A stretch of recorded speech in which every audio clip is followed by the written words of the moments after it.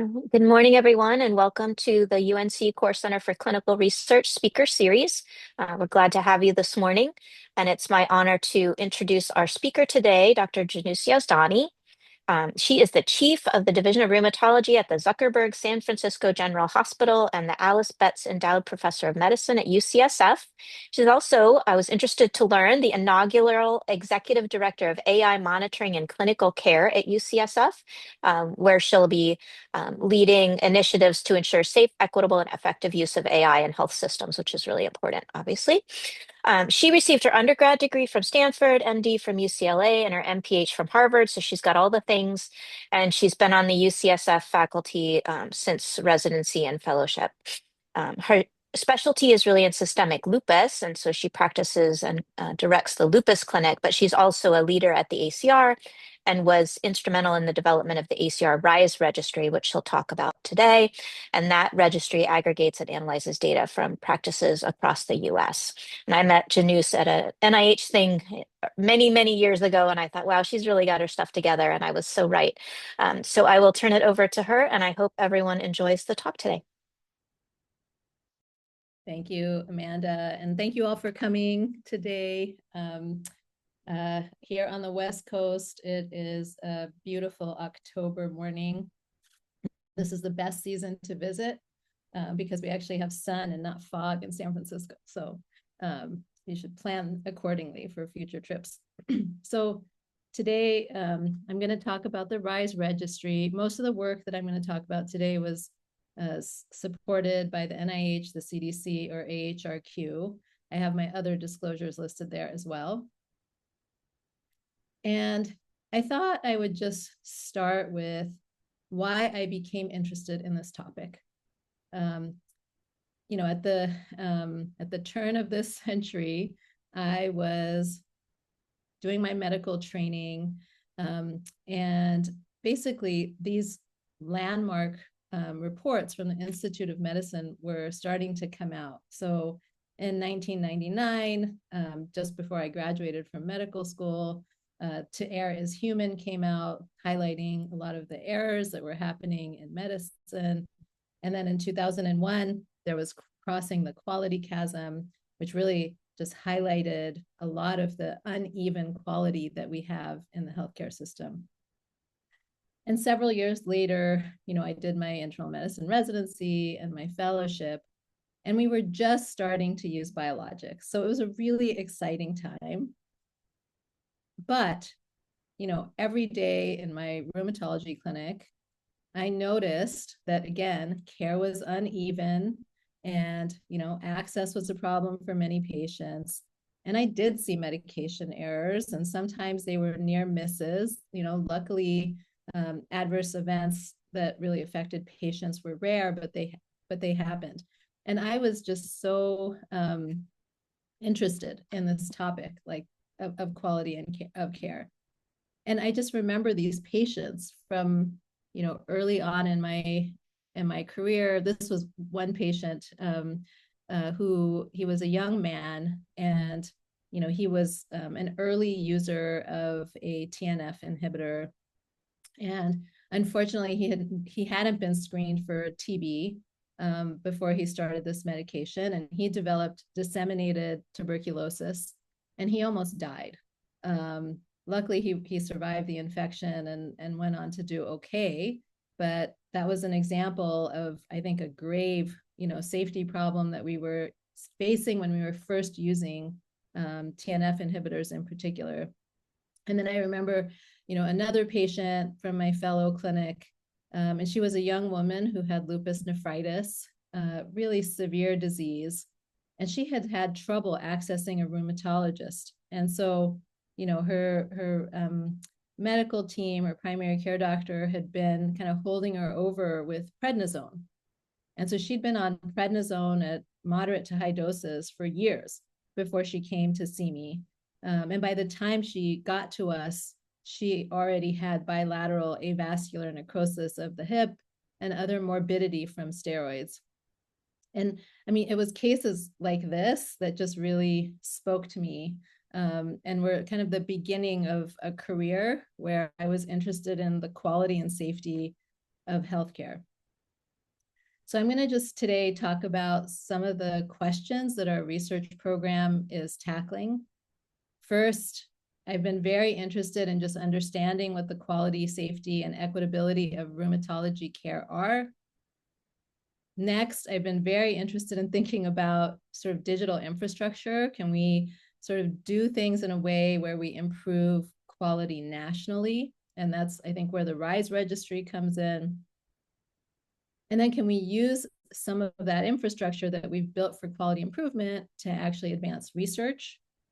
And then I'll end by talking about AI. It's true that I've taken this new role in AI monitoring at UCSF. And the reason that I did that is because I think that AI is going to be the next frontier of quality and safety. So even though it might not seem related to me, it's actually the next step in this research trajectory. So one of the very first projects that I did, it was actually like the grant that I wrote when I was a fellow, was to develop a quality indicator set for lupus. And so, we used literature reviews and Delphi panels to, come up with what we thought were some just minimal standards of care that every patient with lupus should receive. And then we went on to develop similar measures for rheumatoid arthritis and other conditions. And then over the next few years, we just applied these quality measures in various data sets to understand, kind of get a baseline of where we were in rheumatology. And so some of these early papers, like for example, this one, we were looking at the receipt of DMARDs in people who had RA. It seems like such a simple question, like are patients with RA getting a DMARD? But back then, nobody had really systematically looked at this. And we found that there were huge gaps actually in access to care problems.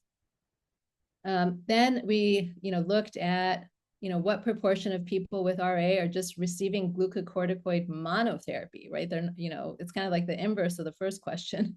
And we found again that, substantial numbers of people were receiving just steroids for their rheumatic disease. And at this point, we had other therapies. So, it suggests that, again, there were these gaps in care for some patients.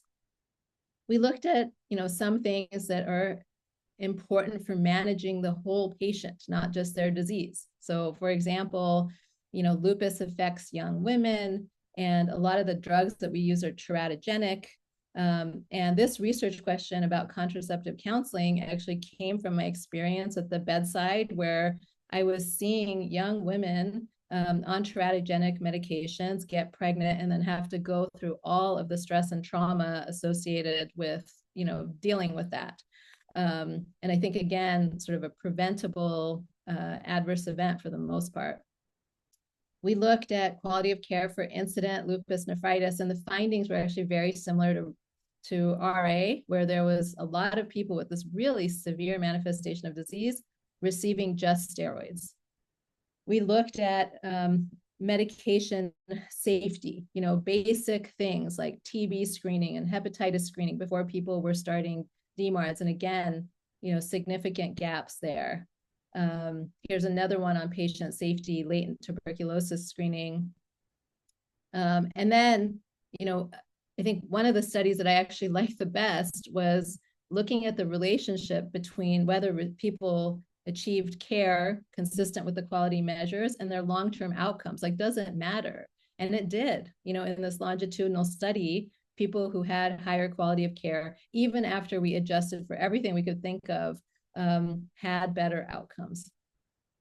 And so just to summarize this first type of research, in general, we found that people with rheumatic diseases were receiving only about 50 to 60% of the care that was recommended in these quality measures. We saw wide practice variation on almost all aspects of care. And then we also saw significant health disparities, and they were largely based on socioeconomic status and health insurance. And so that sort of takes us to the second question, because as I was doing these studies, there was this dissatisfaction, like I was describing all of these problems, but I felt like I wanted to do something about these problems. And so, therein sort of began my involvement with, the ACR and some of the registry work. And in those early days, I think many of us, we're just sort of dreaming, like, wouldn't it be great if we could, have rheumatologists sort of measure the same outcomes on people with rheumatoid arthritis? Wouldn't it be great if there was this digital platform, right, where we could aggregate information on quality measures and give people feedback so that we could really drive improvement? And so those were early days, and it didn't seem like so possible in the beginning, but soon it became possible. And, really the approach, I think, was actually quite systematic in terms of building these national measure sets and putting them into the registry. And I just want to acknowledge that, like, our field in many ways was ahead because we've been developing and using outcome measures, at least on the research side, for so many years. When we, kind of were looking at, say, RA disease activity and looking at, like, having a standardized set of measures for that disease, there were like 63 measures that people had developed and were using on the research side. And so really the task was to cull these into the ones that were, short and feasible to do in practice and responsive, so that we could, have rheumatologists kind of all measuring the same stuff in practice. And then we were able to develop the electronic quality measures. We went through processes to get these endorsed by the National Quality Forum and the Centers for Medicare and Medicaid Services, so that they could be put into national programs, and then, really get these into a national registry so we could start measuring and reporting on these aspects of care. So I'll move to talking about RISE, and many of you have heard of RISE. It's the ACR's Qualified Clinical Data Registry. It was started in 2014, and it really enables data sharing across practices. And it's free for participating rheumatologists. It's funded by the ACR, and it captures information on all patients seen in practice. And I think this is a really key thing. Like, it's not just an RA registry or just a lupus registry. This basically collects all EHR data, and so you're really able to look across conditions. The primary goal of the registry is around, quality reporting and quality improvement, but we, can use the data in a secondary way for research as well. And here's just some basic stats on RISE. About a third of US clinical rheumatologists participate. That's about 1,000 rheumatologists. And at this point, the registry has been going on for over a decade. So there's 3.2 million unique patients in the registry and 34 million longitudinal visits in the registry. And there's good coverage, across the whole US. And then how the registry works. So a practice signs up and their EHR is connected to the registry, and then data is uploaded to RISE, and there's a lot of mapping and quality assurance that takes place so that quality measures can be aggregated and sent back to the practices via a dashboard for them to see how they're doing on various quality measures. And then we have the ability to use RISE as a mechanism for practices to report on their quality measures to CMS. And then the data can be secondarily used for research, and we have data analytics centers that are helping with that work. Here's what the RISE dashboard looks like. And basically, people can look at their performance on quality measures over time and by provider in a practice, and they can even drill down and see which patients are not receiving, care consistent with that measure. And I think right now we're actually switching registry vendors, and I think this dashboard hopefully will be even more robust and have more functionality in its next iteration. So, what data is in the RISE registry? It's all the things that we expect in EHR data. So we have the patient's sociodemographic characteristics, their problem lists, their medications, there's labs and lab results, allergies, vital signs, information on smoking, and then because the purpose of the registry has been quality measure performance, information on the quality measures. We, for a subset of patients, have clinical notes, about 40 million of them. And I'll talk a little bit more about a project that used notes in a bit. And then we've linked this data to Medicare A, B, and D. And that's really important because, when you have just ambulatory rheumatology data, you're kind of missing what else happened to the patient, their hospitalizations or other visits. And so that's been a really nice resource. And what we know from the data is that performance on quality measures is improving in RISE over time. So you can see the registry started in 2014, and whether it's measures related to RA or patient safety or other topics, we see this slow improvement. But really the question is this attributable to participating in RISE? Or is this just a secular trend that would have happened anyway, with or without the registry? And to answer that question, we did this project where we did an interrupted time series to basically look at changes in practice level performance before and after people joined RISE. And so the vertical line that's black in these charts is the day that RISE was turned on for the practice. And then the blue line is practices that kind of started out with a high level of performance. And the red line is practices that started out at a lower level of performance. And to summarize, all these graphs, basically what we find is that the slope of the line after people join RISE is steeper, it's positive, suggesting that RISE did have an impact on performance on these quality measures, at least for several of these measures. And so I think this is starting to get a little closer to a causal inference about participating in a registry. And here's another way that we looked at it.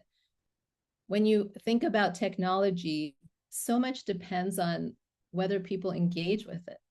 And so, if we're trying to understand the mechanism, one thing that we thought of doing is actually looking at the audit logs for the registry. So this is where we can look at how many times people logged in. Did they, scroll? Did they click on stuff? So studying all of that sort of data that's behind the registry.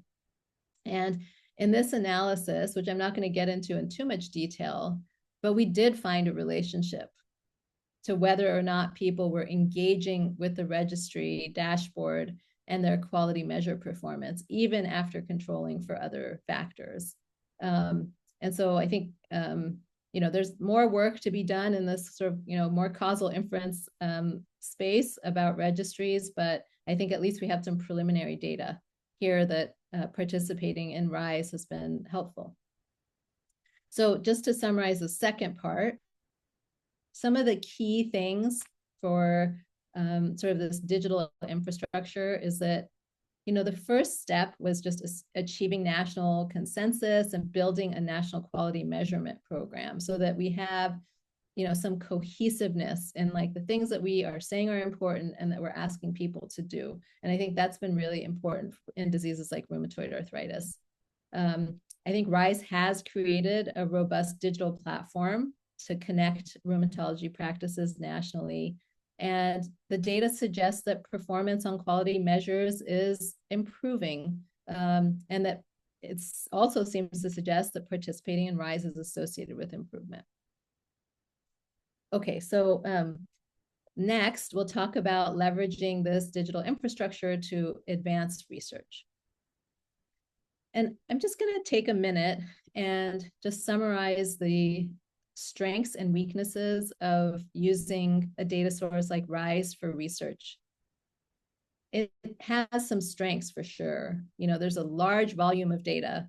P-values are always significant just because there's so many patients in the registry. And so we really have to pay attention to whether, differences are meaningful. We have rich clinical data, things like notes and imaging reports. The data is longitudinal for many of these patients. I like that there's actually less selection bias because all the patients in a practice are represented in the registry. It's not like disease specific or sort of an opt-in type of registry. And also the data tends to be more contemporary. And this is actually very helpful when new drugs are introduced into the market and we're interested in sort of surveying them for safety. But there are weaknesses, and I think these things are true for I think most of EHR data. There are data quality issues, missingness, and then just inaccurate coding. I think ICD codes are just an imperfect representation of disease, especially when you start to want more detailed phenotypes. There's a lot of processing and cleaning required because there are over 30 different EHR systems and all have sort of different ways of recording information. And so that's a heavy lift.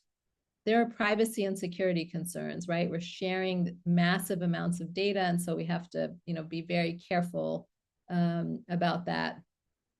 And then there are these interoperability challenges. I mentioned that RISE is linked to Medicare A, B, and D, but for patients who have private insurance, we can't see sort of the rest of their care. So if there are hospitalizations or primary care visits, those are not in the registry. And then in general, people with less access to care are also underrepresented. And that's true for, I think, almost every data source. But I'm just going to show you a few examples of studies that we've done in the last few years, just to give you a flavor of the type of thing that can be done, with this data source and, I think with EHR data in particular. So this was a study where we were interested in understanding the relationship between the area level deprivation index and RA functional status for the patients in RISE. And, I think actually this research is enabled by the quality measurement program because rheumatologists routinely measure functional status. And so there are outcomes in EHR data that are retrievable. There were 83,965 patients with RA in the study. And not surprisingly, those who lived in areas of greater socioeconomic deprivation had worse physical function. But what was really interesting about this study was that we actually saw that even in a population of patients that was followed longitudinally by rheumatologists, so we're looking at their functional status over time, and even after adjusting for their demographic factors, their baseline function, their medications, et cetera, we still saw more functional decline in people who were living in areas of greater socioeconomic deprivation. And this is just such a, I think, important example of how there are these social determinants of health unmeasured that are impacting how patients with rheumatic disease do. And then the other thing I like about this is that it's just like a proof of concept that a registry like RISE can also be a vehicle for monitoring health disparities and intervening and seeing if they work. Here's another study that we presented at the ACR, and this was just a very simple question. We were wondering what proportion of people with RA are using biologics or targeted synthetic DMARDs, and do we see differences among groups? And so this used data from 2014 to 2023 in people with RA. And you can see in this graph, the blue line at the top, that the use of biologics is increasing in RA. At the beginning of the period, it was like 35%. At the end of the period, half of all patients with RA are using a biologic or a targeted synthetic DMARD. And then the different colored lines are the different drugs. And you can see that TNF inhibitors, the gray line, are still, what the vast majority of people are using, followed by abatacept. And then you can see some really interesting things when you look at this data. So the yellow line at the bottom is rituximab. And you can see that in 2020, during the pandemic in 2021, we learned that rituximab patients were having more severe COVID. And you can actually see a decline in use. And so, there's a lot of like interesting information embedded in here. And then in terms of differences between groups, people who were older were much less likely to receive a biologic or a targeted synthetic DMARD. Black and Asian patients were also less likely to receive a biologic or targeted synthetic DMARD, even after we controlled for everything else. And that these differences in these groups have persisted over time. We can't make inferences about disparities here because there's just not enough information, but it suggests that there's something there that we need to look into. And then here's just a third example. This is a study looking at treatment for a rare disease, sarcoidosis. And in general, we don't have very much data on sarcoidosis treatment. There aren't very many trials. And so this is, I think, a really good use of RISE, just to sort of establish a baseline, like what are people doing? This was 3,200 patients with sarcoid. And what we see, actually, if you look at this figure, each line represents a practice, and the different colors are kind of like different drug mechanisms that people are using to treat this disease. And you can see that there's a lot of practice variation. The other thing that came from the study is that we found that 60% of people were using steroids, and about a quarter of them were on prolonged steroids, many months of more than 10 milligrams a day. And I actually think this is like a clever way to look at unmet need in rheumatic diseases. It's in these diseases where we see a lot of steroid use and a lot of practice variation, where our evidence base is not as strong, and the data really reflect that. All right, so just to summarize this third part here, the availability of outcomes in RISE has allowed us to do some studies in rheumatoid arthritis, looking at things like disease activity and function. I think that RISE is an interesting mechanism for monitoring health disparities. And RISE is increasingly useful to look at rare diseases and to kind of look at the areas where we need more evidence in rheumatology. All right, so for this last section, I'm going to talk a little bit about AI. And, again, these are very early days, and I think that things are moving very quickly. But I wanted to just give you a flavor of some of the research that we've done in these last few years in this area. And again, this is like another moment, like, wouldn't it be great? And I think we all see the potential of AI to help medicine, to improve quality, to improve safety. There are a lot of risks as well. And if you're going to the ACR, please come to the great debate, where Jeff Curtis and I will be talking about the pros and cons of AI in rheumatology. And I'm actually on the con side, even though I don't think that AI is necessarily negative, but I do think that there are some risks that we need to think about. So I think one of the things that I'm excited about is that, currently upwards of 80% of EHR data is in text form. And that means that, as a researcher, a lot of that rich information has been very hard to get at. We have been using some NLP, but it hasn't been as powerful as these new large language models. And really the question is, can we extract and organize this text for research? And I'm just going to show you an example of a project where we were extracting information from clinical notes. And actually, probably the most important thing about this project was just being able to do it at all. Just getting, notes, millions of notes from practices, developing the IRBs to make that possible, testing de-identification pipelines so that, we're safe with this very private information. All of that actually took years just to get to the point where we could even do a text extraction project in the RISE registry. But in this project, we actually worked with some NLP experts to extract RA outcomes and scores from clinical notes.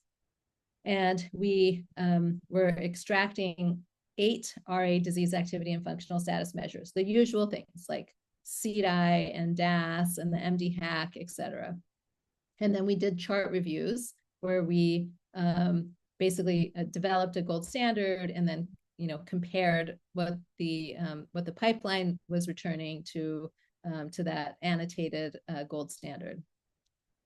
We processed 34 million notes from over 800,000 patients across 158 practices that were using 24 EHR systems. And so this is actually still one of the larger examples of like a multi-site, multi-EHR NLP project. And so I think it's a nice proof of concept.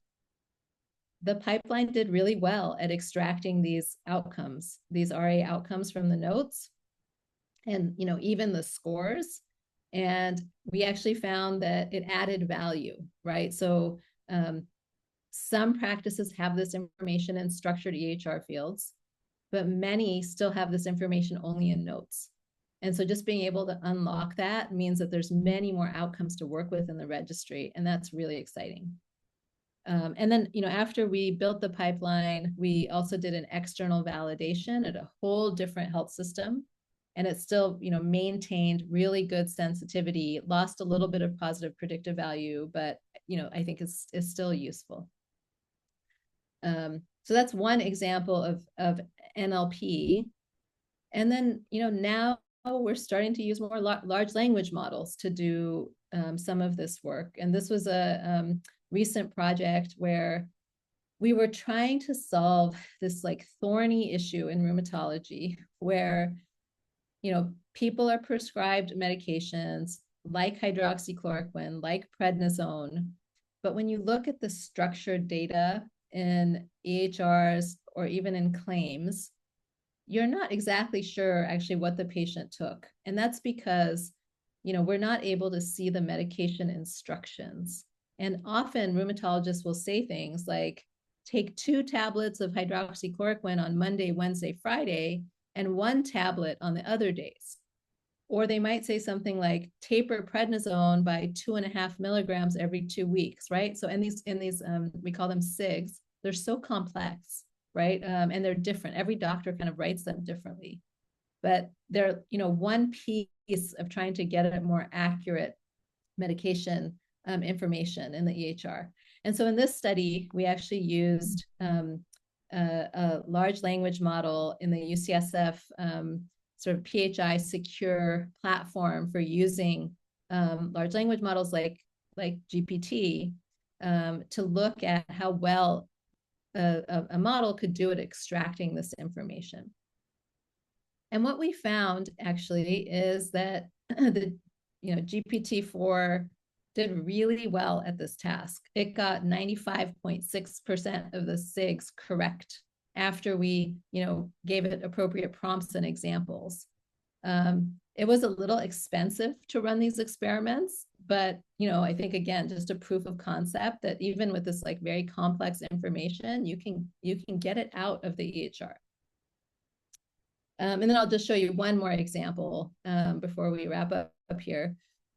So this was a project where we were interested in using AI to see if we could predict the patient's RA disease activity trajectory. So how are they going to be doing, in the future?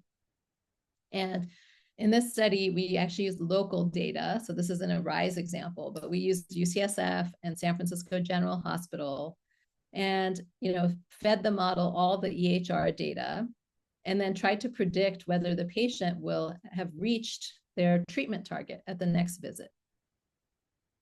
And actually, these deep learning models did really well at this task.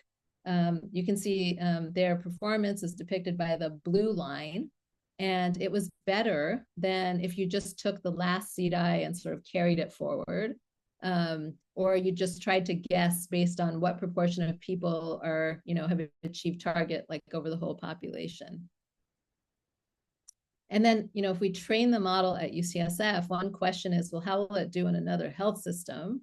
So when we applied it to San Francisco General, it did okay.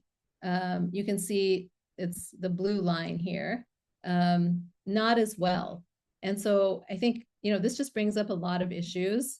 At San Francisco General, we have a largely immigrant population. 70% of people don't speak English. And it's just, this is an illustration of, I think, a problem that we're going to have in general, where if we don't train these models on diverse patient populations, they're not going to perform as well in those patient populations. And so this study was a few years ago, but it was like a really important lesson for me about really the importance of having representative data when you're training AI. All right, so just to summarize this last part, extracting RA outcomes from notes of over 150 rheumatology practices had pretty good accuracy. We're starting to use these large language models to extract key information from EHR data. And I think, there's a huge amount of promise there.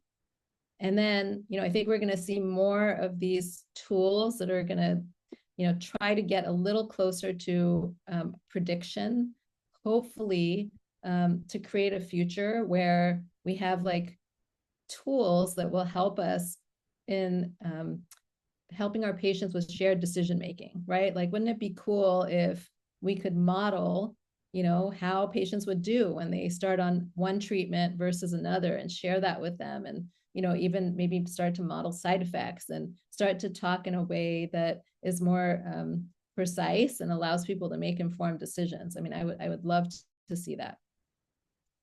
Okay, so I'll end where I started, and just thinking about those patients that have stuck with me throughout my career.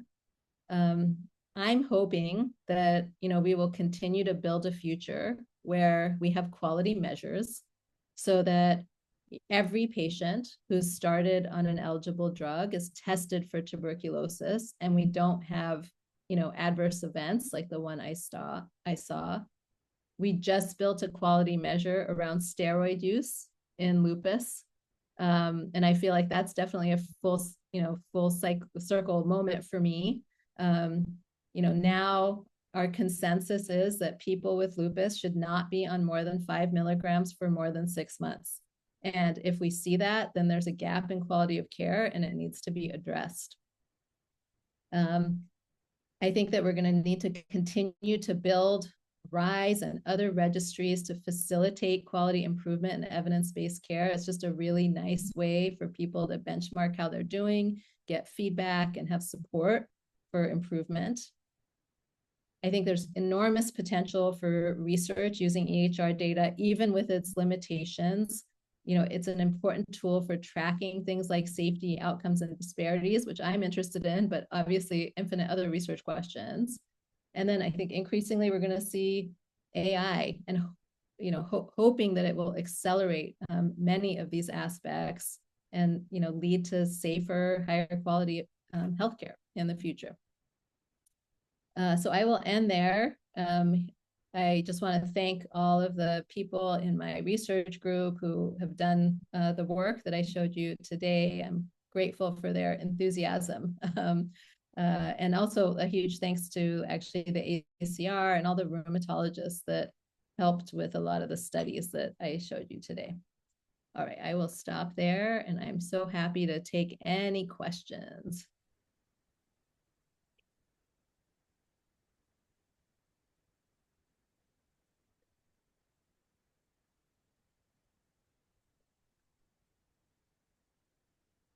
All right. Well, I will start while people are getting their thoughts together and all the little clapping hands are coming up. Is so nice.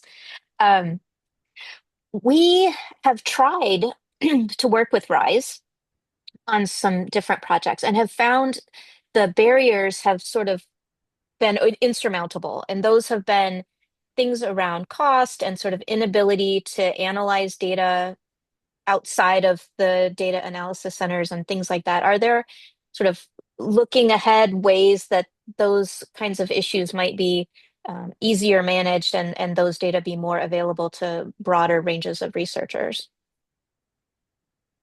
Yeah, the first iteration of the registry, the data use agreements with the practices were more restrictive. And so the data had to be contained in the data analytics centers. And then you sort of work with the data analytics center to do the analyses. And I think that's actually worked okay for the people that have gone that route. We heavily subsidize all of the projects with like our P30 and stuff like that for academic researchers. So I think that still is a possibility. We're in the process of changing registry vendors. And with that, there's an opportunity to revise some of the agreements. And so hopefully, like in this next generation, we'll be able to just have the ability to like create analytic data sets and like share them in a way where people can manipulate their data, because I think a lot of people want that. And I think it's reasonable. I think, if you have an analyst that you're paying for at your site, then it doesn't make sense to, then also pay another data analytics center to do the work. And there's a question in the chat that dovetails nicely with that about the actual vendors, if you're able to say that. Eve Wu asks which vendor it's using currently and which vendor it's switching to. Sure. The current vendor was called FigMD. Now it's called MRO. They started out great, and then there were, some data quality problems. And so the new vendor is IQVIA. That is, I think, going to be a strength because, they're just very experienced in dealing with the types of data that we have. And also, just because they're a much larger registry vendor, they have the ability to tokenize the data and start to connect it to other data sources. So some of these linkages that have been very laborious in this, last phase, hopefully will become much easier in the next phase. And I think that will really accelerate people being able to use rich data for their projects.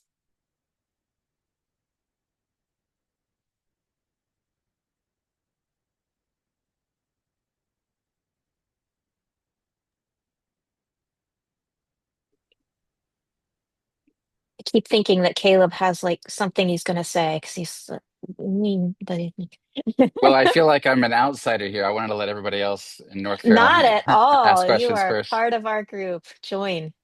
I am so happy that Janoos could get up as early as she did because I would not do that. So,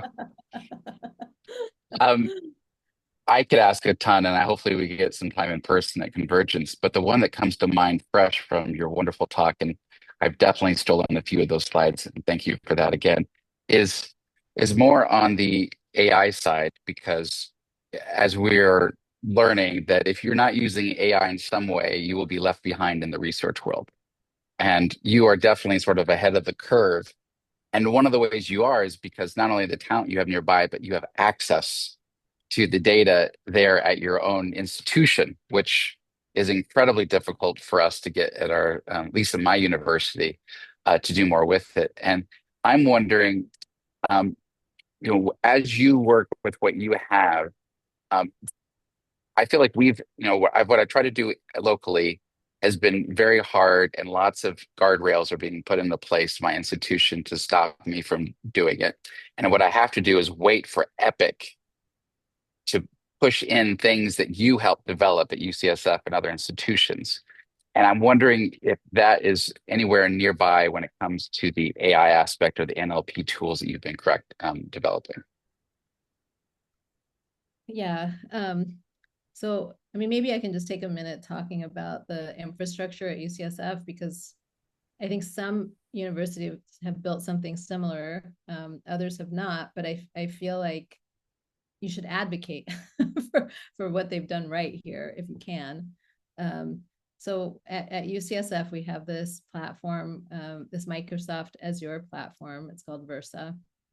And basically, it's what's called a walled garden for use of AI models. And so the key thing is that when I run GPT-4 on Versa, no information is transmitted to OpenAI, right? It stays completely at UCSF behind our firewall. And I think that like you have to have that, right? Because we don't want to be sending like private patient information to these tech companies.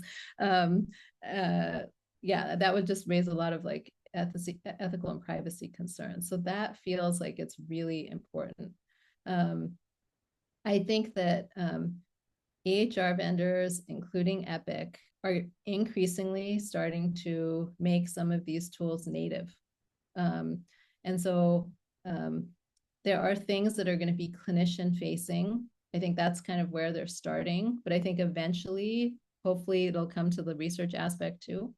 I think Epic has over like 30 different AI tools that it has like made available to people. They're everything from like chart summarization to, you know, various other things. And there's actually like infinite research projects just from that alone. You know, like, is it summarizing the chart of the rheumatology patient accurately? And if it's not, what might be the unintended consequences, right? So for every single tool, I think, you know, our research community actually has a ton of work to do. And I'm going to say something that, you know, might not be intuitive, but I feel like it's like something that I'm beginning to believe more and more strongly. I don't think that we in academic medicine are going to be the ones that are going to mostly be developing these tools, right? It's going to be like tech companies, and it's going to be, you know, vendors like Epic and whatever. And so I actually think that like the most important job ahead of us is to like monitor, regulate, research like all of these tools to make sure that they're safe for our patients and that they like serve rheumatologists and their patients. And so anyway, I think that is where the opportunity is and where the need is. That's great. And I Sorry, couldn't that was a agree long more. answer to your question, but No, no, it's not a simple one. And I feel like we are at the mercy of the much larger companies now. And I have lots of interest in the patient experience and how do we improve health literacy. And those things are often being done at a much larger institutional level. Who are there, you know, if you're Kaiser Permanente or something, like what are they doing to improve that with their patient population? And then we're sort of dealing with, you know, downstream as opposed to just saying we need to educate better. yeah. My other comment was more on a lot of the things that you're struggling with are because you don't get data directly from patients. And, you know, I always want to advocate, you know, for the PROs and getting more of those in the record or directly from the patients as well. And that's a future conversation about how do we get more of those in there and just making that part of the regular care and self-management. But another Yeah. day. Well, you'll be happy to hear that for this recent lupus quality measure project, we had this wonderful patient advisory board. I mean, they were just fantastic, and they really pushed like the expert panels to incorporate more PROs. And so there are 4 PROs. It's, you know, physical function, depression, cognitive function, and fatigue that were important to patients. 2 of them, depression and physical function, the patients were able to convince actually the expert panel those things should be routinely measured in lupus care. There's a lot of like pushback, especially on depression from the rheumatologists. But our patients were just like so eloquent and just said like this impacts every aspect of our disease and we can't manage it if like you are, you know, doctors who are seeing us more than anybody else, like don't pay attention to it. So anyway, so I think we're moving in that direction, Caleb. So I think through quality measures and the registry is just one piece of it. But I actually think this is where AI is going to be really helpful. You know, if we can not just collect more PROs from patients, that's important, but feed it back to the healthcare system and to the clinicians in a way that they can quickly understand and act on. Because I think right now, a lot of people are like, well, I'm collecting this information. I just don't know what to do with it, or I'm not acting on it. There's this like kind of disconnect. Like the patients say it's really important, and the doctors are not uniformly anyway acting on it. So I think we can close that gap. And that feels really, important.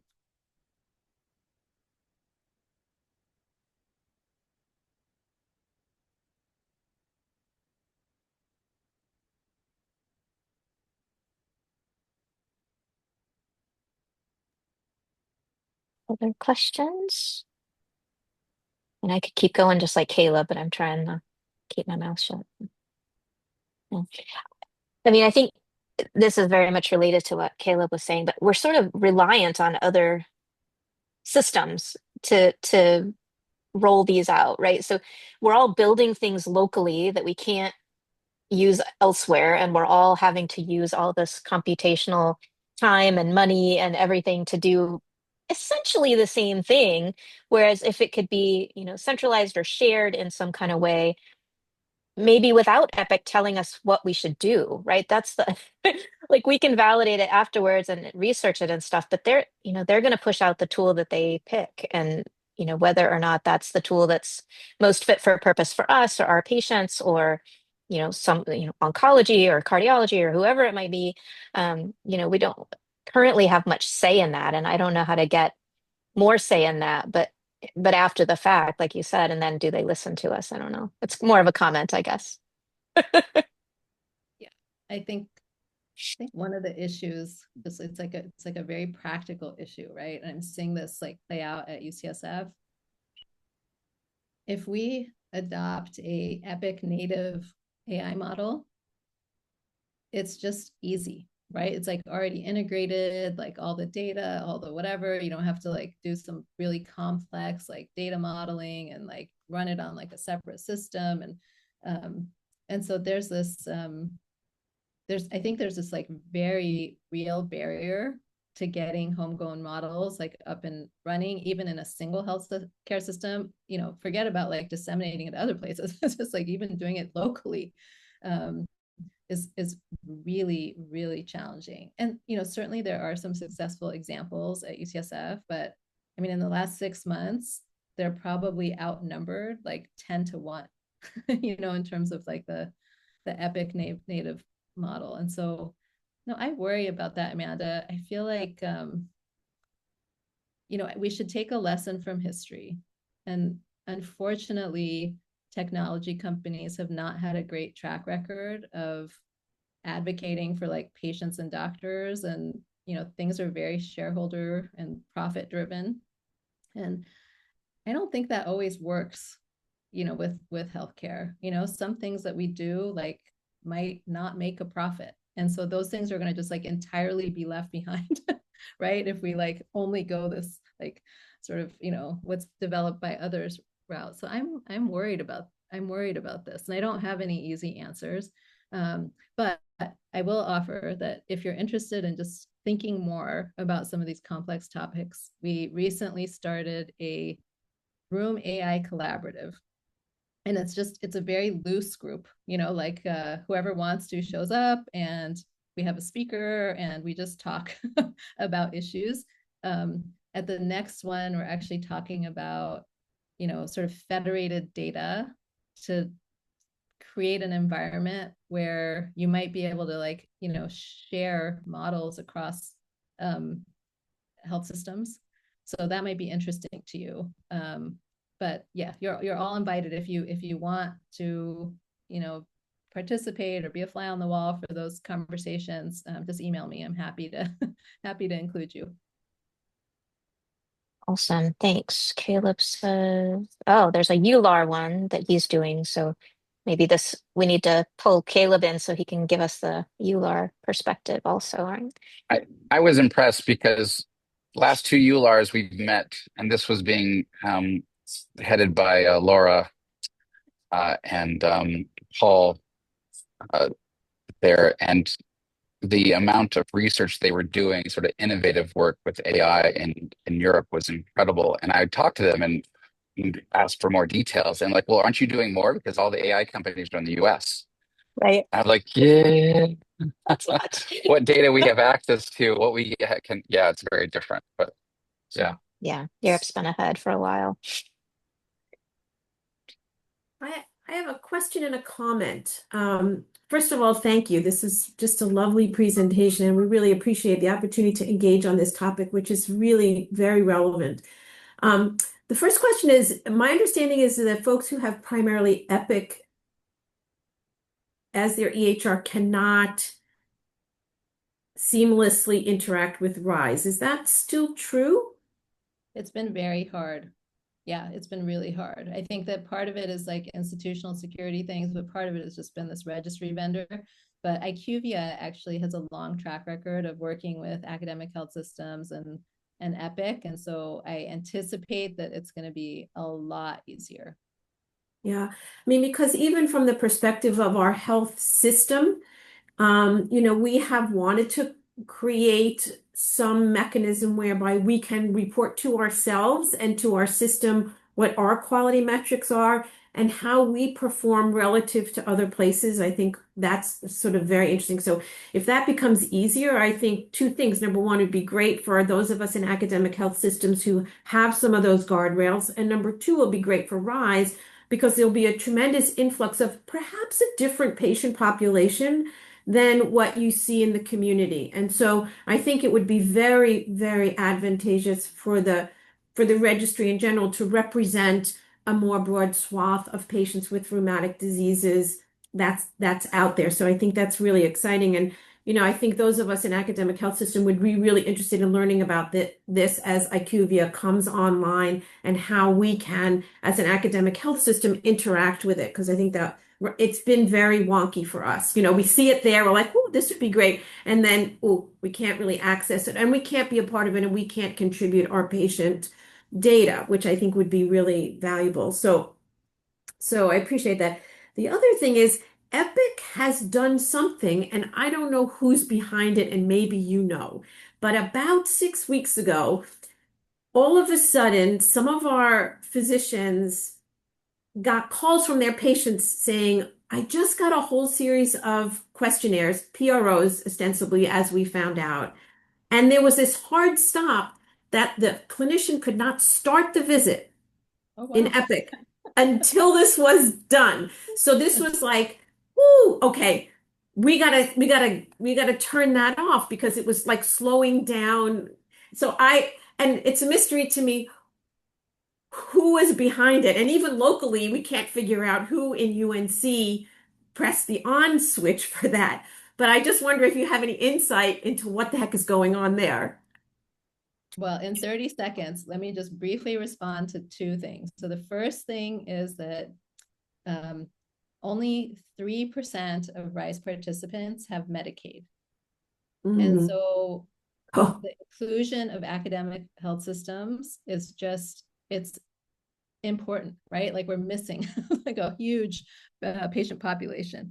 So I agree with you. The second thing is that a similar thing happened at UT Southwestern a few years ago. And so I actually would contact Paneet Bajaj because he figured it out, but it was the same thing. They couldn't start their visit until a rapid 3 was done. And it was just put everything at a standstill. So someone's pushed a button somewhere. And it was not just RA patients. They were RA measures, but like your sarcoid patients would have to do a rapid 3 or CDI or some silly thing like that. So yeah, it's the second time I've heard about this, but yeah, contact Paneet and I think he'll hopefully be able to tell you how he figured it out. Anyway, well, thank you all so much. It's been such a pleasure to talk to you, and I look forward to seeing many of you at the ACR in a few weeks. Thanks so much, Jinoos.